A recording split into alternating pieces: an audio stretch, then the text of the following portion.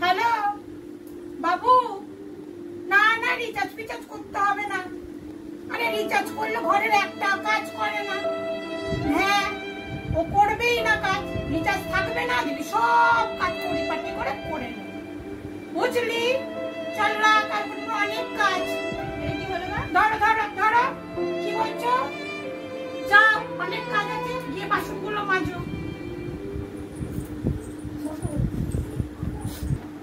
যাই, একটু টিভি দেখি। টিভি দেখি। এ বাবা, রিচার্জ নেই তো।